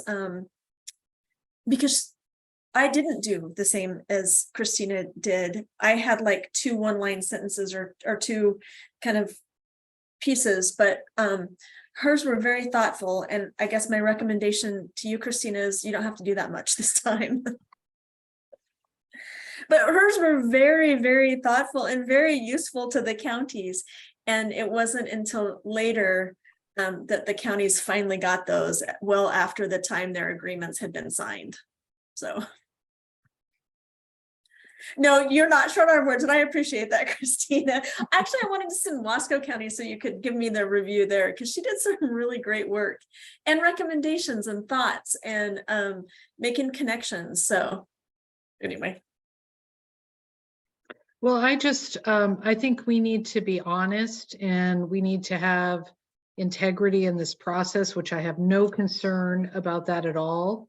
But I also know that I bring a bit of a bias to this in terms of I do this work in my juvenile department, and I've been in 5 different counties working in juvenile justice in Oregon. And the last 3 years of my career have been by far the hardest, biggest struggle, just to slog through and try to keep capacity, try to keep staff, try to keep up morale, try to, it's been so challenging. So when I'm reading them, I know that I know some of these folks, and I know I'm thinking about what that slog feels like. And even people say to me, oh, you're in a big county, you have all these resources. I'm feeling like if I'm in a big county and I feel this, the weight of what the last 3 years have been like, I know that the smaller counties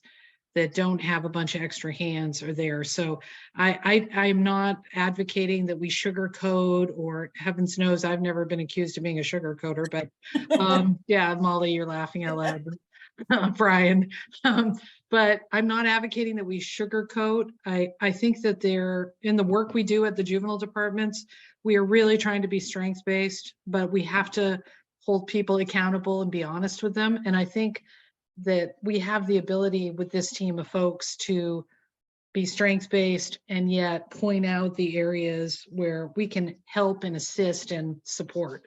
And I just really want it to be a much more meaningful process in that way for folks this year, because I know I had a lot of conversations, and I know that it was really tough the last go round. So I'm feeling positive, and I really do appreciate Anya and Lawrence, all the work you put into this. It's really important. I mean, when you go in front of your community partners and present this thing at the local public safety coordinating council, there's some pressure there, right? We're all trying to do our best. So anyway, that's my little, I'll get off my soapbox.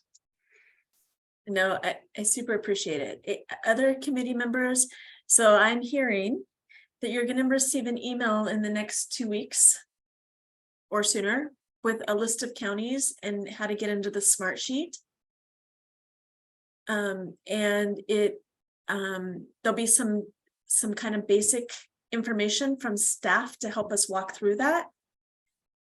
and asking us just to kind of start the process of wading through it.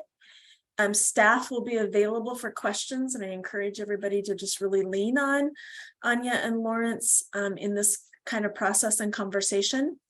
And we'll see where we're at in May. Does that sound like a good start? Okay.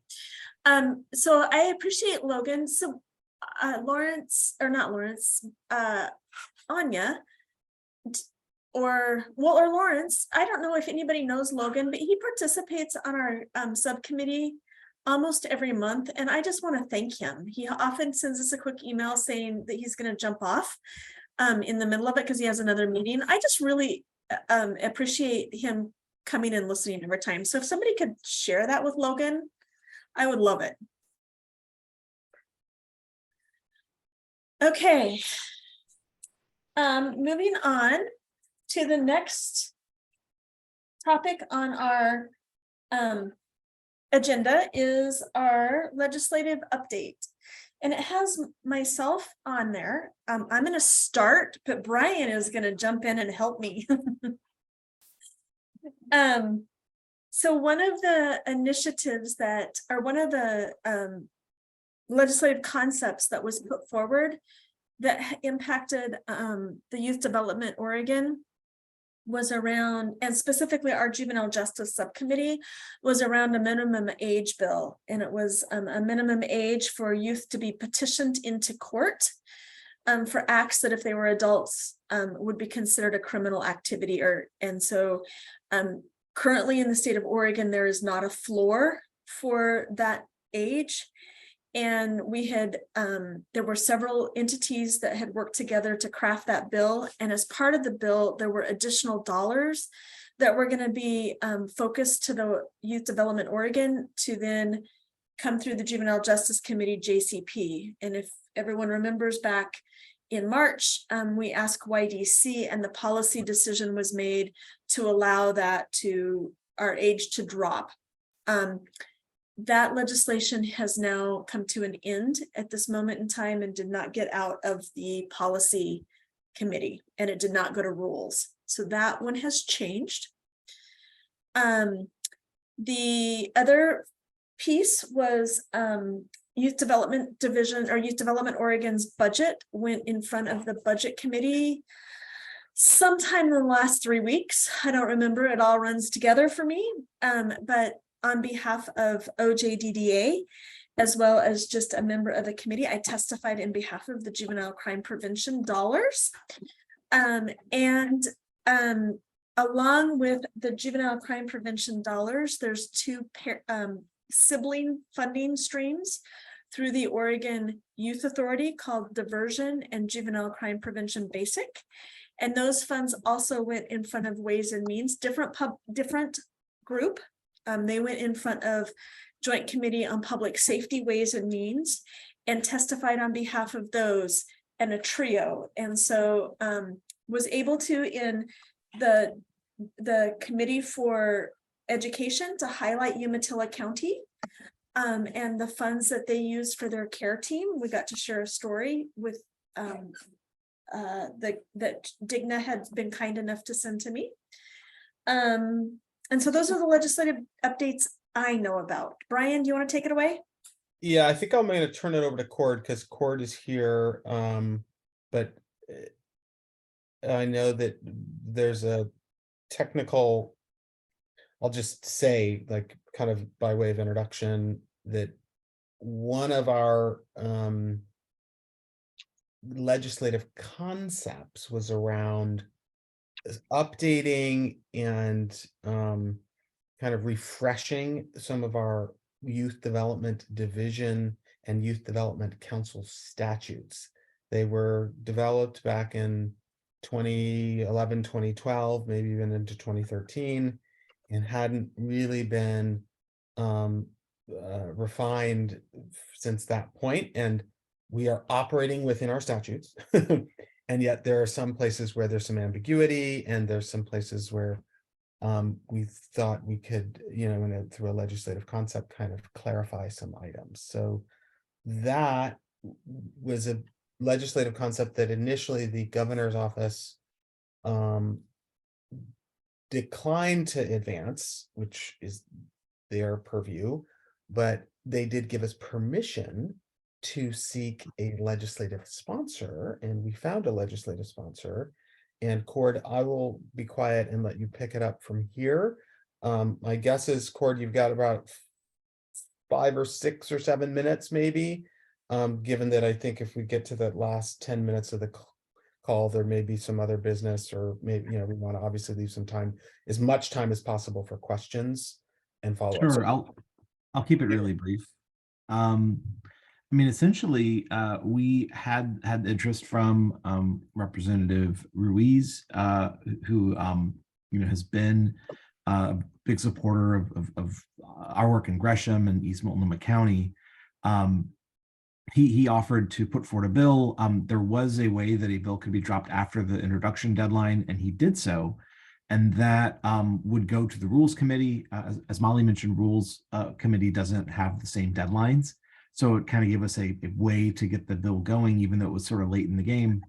Unfortunately, or actually fortunately, the House Speaker's desk got in touch and said, we don't want to actually hear this before Rules. We'd like it to go to a policy committee, which looked like it would be the end of it. But we found a bill. There was a placeholder in the House Committee on the Judiciary. It was an OIA study bill that OIA was not using, but they had scheduled it for work session. So it was on track. It just didn't have any content. And I think that was probably something they put there just in case.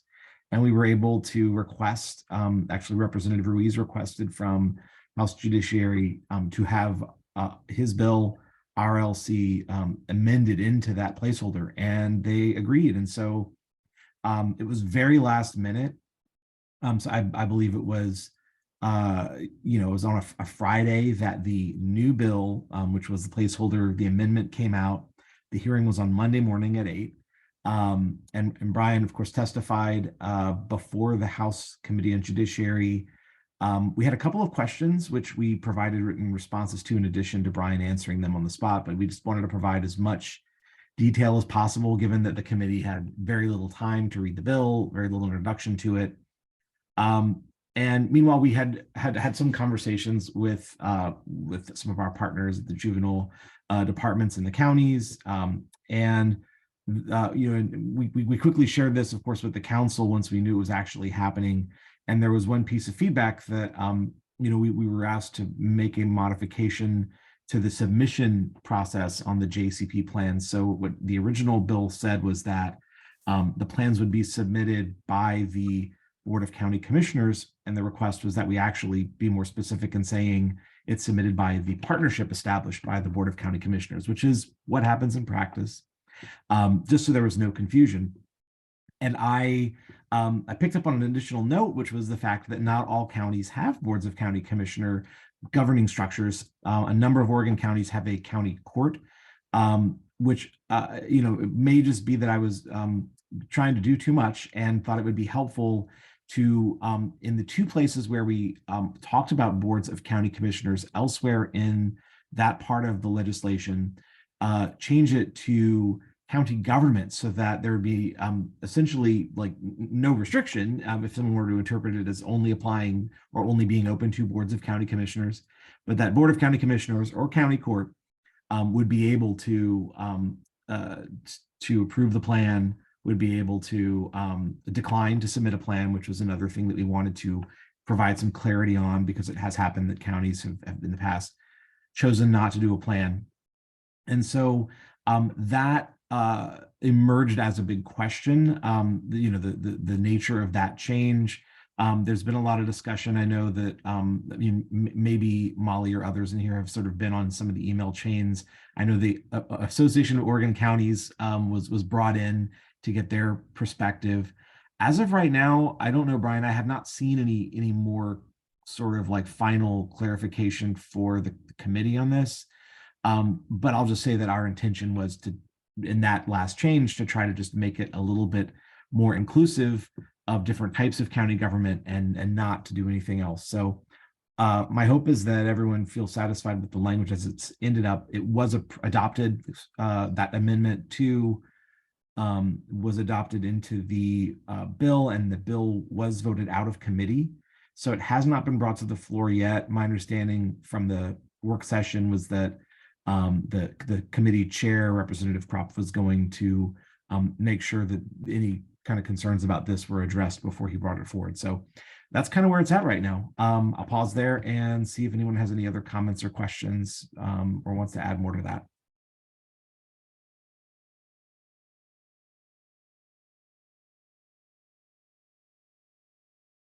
Thanks, Cord. All right, cool. Thank you. Is that the final, is that the last kind of YDO kind of legislation? Before you completely leave TBD, I have a quick announcement, so I'm going to hijack this unless there's something really pending on that legend. Okay, I'm going to hijack it. So our committee is pretty active, and we chose last time to talk about submitting an application to the Annie Casey Foundation for probation reform, and we've been accepted. And so I don't know what that means yet. We're going to be getting information out to everybody, but I just wanted to celebrate all of you because it was the fact that we're an active committee, I think, was one of the great things that really led us to being accepted for that. So TBD, I wanted you to hear that before you left.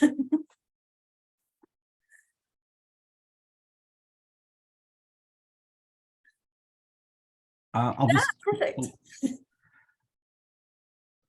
Thanks, Molly. That's really exciting. I'll just say this to answer the question and close out my comments on the legislative piece, that House Bill 2320 that establishes the Juvenile Justice Advisory Commission is, as I understand, still moving. That was voted out of committee. And that doesn't name the Youth Development Division or Council. It names Oregon Department of Education. But you know, my sense is that ODE could ask for staff from the division to participate. The bill could also potentially evolve in the other chamber to include specifically the council or division. And I think, let me double check, but Senate Bill 421, which was the Youth Advisory Council. This was a bill that's been in a few previous sessions. It was the Racial Justice and Equity Youth Advisory Council, and they've renamed it. Essentially, they've given a more generic name. They will let the youth name the council if it is established. But that is still moving. That one actually got out of committee and is going over to Ways and Means by prior reference. So that's going to, it looks like it's going to happen. And that bill does include youth development, council youth members as potentially being on this or advising this group, and invites youth who participate in our grant programs to be a part of this advisory council as well. And then it requires the division, along with other state agencies, to meet with this advisory group to get their input on our work, and you know, essentially just to have more youth voice at the agency level. So that's pretty exciting to see it actually happening this time. And that's it. So there's still a few things we're keeping track of that could be good developments, and certainly we're watching to see what happens with House Bill 2372, our LC now bill. Great. I do have a little bit more information on the Juvenile Justice Advisory Committee. It did get passed out. I think there's still conversation with that. It is around asking CJC to staff it, and it was headed to Ways and Means. So I'm not sure what that means. Because Ways and Means is very tight, and additional things are going to be complex to get through Ways and Means at this moment in time. Anybody else? Oh, thanks, Cord. Thank you so much for the update. Sure, thank you.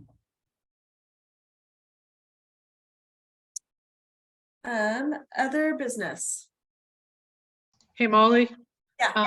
Just a clarification, that Juvenile Justice Commission that you just mentioned, you said the current proposal is to have the criminal Justice Commission staff it and not have like an outside entity staff it? No, it's CJC, it's Council of State Governments is the one that, Oh, yeah, but yeah, it's, I think, housed at CJC to have that occur. oh, I see. Okay, thanks for the clarification. Yeah. Which then attached the fiscal of, I think it was 3 million. I can't remember for exact, Christina, but there's a fiscal attached that, yep. So that is where that one is at. Thanks. Yeah. Another thing is Coalition of Juvenile Justice has their conference in May. And I've been asked by the Western region to tell some success stories here in Oregon about what we are doing as a SAG for like what's updating for the, so I am curious, Anya, did you just get that email as well? I think both Brian and I did, so maybe collectively we could put some Together. together.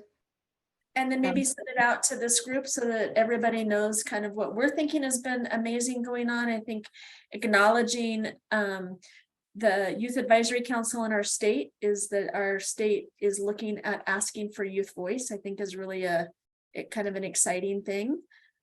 Being selected from the Annie Casey Foundation for the statewide probation reform is exciting. Any other things that I don't know about from Adrian or Marcella or Ralphie or Christina or anybody that you think really Oregon is kind of taking the lead on that we should be talking about at the national level?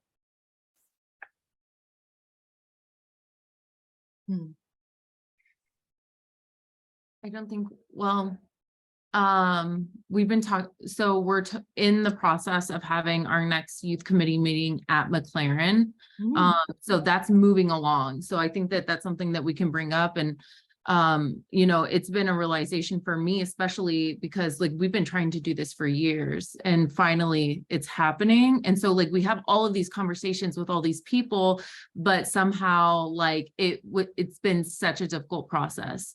So like maybe like how can we make that easier for states to do? You know, like how, you know, talking about that I think is really important just because we want to make sure that those youth, we're learning from those youth and, you know, allowing them that space to give us feedback. So. Why do you think it's now working? Like what were the final barriers to bust out? Brian, you probably know a little bit more than I do. I know that, let's see. I met with, I always forget his name on YDC. Not Andy, Abe. Yeah. And so I'm not sure exactly. I know some of it might be like credentials to get into McLaren and like going through that process, like the visitation process. I don't know. So Ralphie, you here? Ralphie helped us a lot. So Ralphie communicated on the YDC behalf with McLaren leadership and NOVA leadership. Ralphie, you here still? See, what I see is the agenda and I only see like 3 or 4 faces. So I don't know who. I'm here. Yeah. Could you please tell us what wonderful work you've done for us, for the kids? Thank you. I couldn't even tell you exactly what the barrier is. If I had to guess, I would say OA continues, especially at McLaren, to struggle with some staffing and just having to mandate our staff to come in and fill shifts that otherwise would be unfilled, which can't happen in a facility. So I would say it's been more of like a workload issue, maybe a communication breakdown issue, just even turnover happening. So just like the chain of how communication takes place is just hard. So it just took kind of shaking it up again and getting it on the radar of some people who had some sway. I think they were always open to the idea. It was just making it happen. I live next door to the superintendent of McLaren. Like literally, we stand in our driveway and chat while he's barbecuing all the time. And they have just, what you just described, Rafi, is it's really been a slog. So if you want to cut through the chase, just call me up and I'll go bring him a cup of sugar and knock on his door and ask him to, you know, expedite it. I'm kidding. But seriously, what you identified is, I mean, they're still struggling 3 years in. It's better, Christina, but it's not there.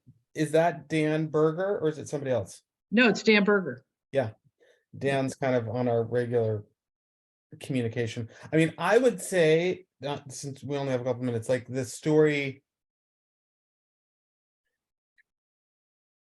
interestingly, like probably goes further back than this, right? Whatever other groundwork that has been laid, it's probably helped us, right? But I think, you know, again, maybe Christina, maybe you were handing like barbecue, you know, over the fence, you know, here and there. And but I think as we brought in a couple of OYA youth onto our council, Mhm, that was helpful. Now, mhm. we haven't, unfortunately, because of the staffing challenges, been able to get them to a meeting in person, or frankly, have not seen either of them for a while Yeah. in some of our meetings, including today's. But at the same time, and Rafi, I think your involvement has been critical. I think Joe O'Leary, I think in a broader sense, supports what we're trying to accomplish, and yet has his sometimes hands tied by resource constraints. Mhm. But I generally, Yeah. back to Maricella's point, like I think the movement, the voice of young people who are involved with our, you know, state facilities and is a movement in the right direction, but it's hard and it's a slog. And it Yeah. is probably not because of, I mean, because of multiple factors. And then you add the pandemic, right? Like in the midst of all of this, Crazy. this pandemic that made it so challenging, and so many agencies are struggling. So while it's been really hard, I'm excited to hear like the progress and the steps. So I think that's a story that we should share, even though it's not complete, right? It's still in process. And I would just say it's going to continue to be bumpy, especially at McLaren. Like over communicate as much time, like as much advance notice as you can give. That's great. The reality is still that the staff who would be tasked with getting the youth from point A to point B, they could very well be in a situation where they didn't know they were going to be working that shift until maybe like 10 minutes before that shift starts. And so they're Yeah. not prepared and they don't know kind of what's on the agenda. So Yeah. it's just going to keep being challenging. It's getting better, but yeah, just keep over communicating. Yeah. Yeah, I think that's really good information. The other part is the pandemic gave us a new way to do this. So before the pandemic, we never thought about like really just zooming everybody in as much as the pandemic gave us the opportunity to do that. But and yet the same challenge that gave us the idea to use virtual platforms for everything also gave us the staffing shortages that we're all now learning how to live through. So very kind of the same side of yeah, interesting. But that is, I think that will be a good one. Let's write that up for our Western region, Anya. I think that would be a good one to talk about.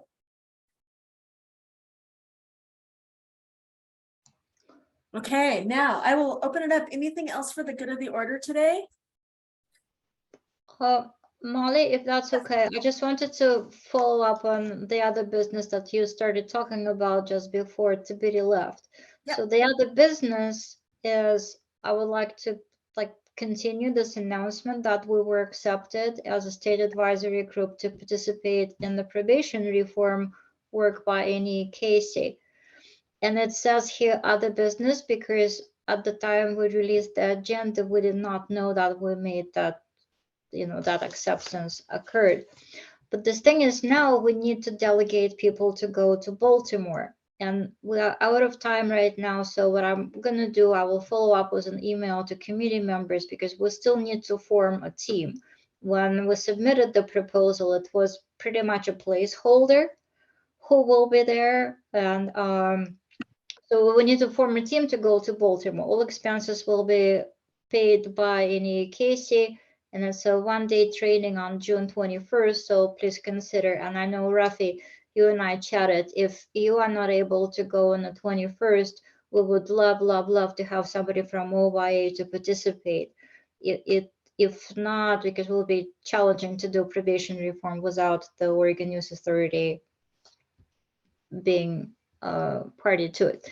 Anyway, so, and Maricela, don't want to put you on the spot, but you're still a youth member. Would you consider going to Baltimore representing youth committee? So things like that, but to take, out of time, but this is something that needs to be figured out sooner rather than later.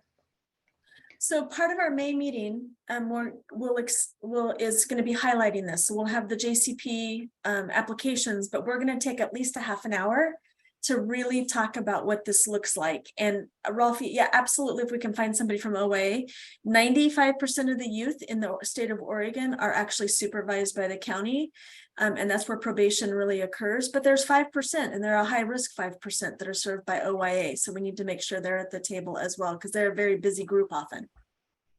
Right, so that would be great. However, if I could get some names from you earlier than May, that would be great, because we need to send the names of the team members to the NEA cases so they could make travel arrangements for us. But there's also an opportunity to participate virtually. So if you're not able to make the physical travel, there's a chance to participate online. And youth membership participation is hugely encouraged. So that's all I wanted to say about it. But also we do want to talk about the next meeting. And I know on the agenda it says May 1st, but since we postponed this meeting by a week, would it be possible to have a meeting not on May 1st, but on May 8th? That's the proposal. And also there was a discussion earlier that we may want to have not a virtual meeting this time, but an in-person meeting. So if that's the case, it's even more reasons to have it maybe later than May 1, but May 8, so Joy could help us, prepare for that. So with that, I'll leave it. So if that's okay to do the meeting on May 8, question number 1. Question number 2, if you want to meet in person, if you still want to meet in person, where? Because we can think of 2 options. One would be Salem at our usual building, or maybe there's an opportunity to meet in Portland in one of the state buildings that we use for meetings that are held in Portland. With that, I'll be quiet and I'll let you talk.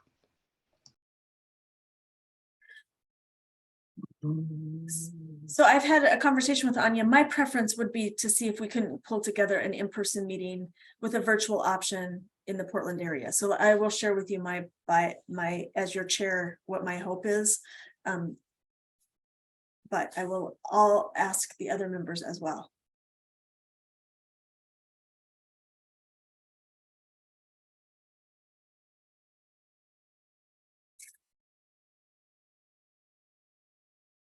Marcella or Ralphie? Sorry, I was just typing in the chat. I agree with Molly's suggestion. That would be great. If we can do it somewhere in the Portland area and then virtual for folks that can't make it. I was just checking my calendar. I'll be on vacation, long overdue, pre-pandemic, long overdue. Both May 1st and May 8th. I travel back on the 8th. So I can see if Carlos Rodriguez, he's our deputy director and now the official person that I proxy for, I can see if he's available that day, but I'll be out. Great. So would May 8th be reasonable? I'll be able to participate on May 8th if it's in the afternoon, but I'm actually going to be in Portland taking my daughter for some medical stuff. So I can't make it back to Salem till 1 o'clock to bring her home. So I don't know, I could either bring her to the meeting and let her miss school, which she probably would not like. She loves school. Or I can do it virtually. But I can make the afternoon of May 8th work, at least virtually. She might like to hang out with us. She's pretty entertaining. Well, Have some assignments, Christina, for her to do. Joe, Come on, we can come up with some work. She could be our youth member. She's great. I don't know, are we accepting 14-year-olds going on, 30? Okay, so let's try for an in-person with a virtual option. Is that okay, Anya? Yes, absolutely. Hey. All righty. Anything else for the good of the order? Thank you so much for hanging on for the last 8 minutes. I know that I try to be really respectful of your time, but good information today. And thank you, Digna, for hanging out with us. And Christy for hanging out with us. I'm seeing my side pictures here, so sorry. Okay. Oh, there it is. Everybody is. Thank you, Joy. Thanks, Joy, for all the managing all this and smart sheets and everything else. Yes, thank you, Joy. Brian. Happy to.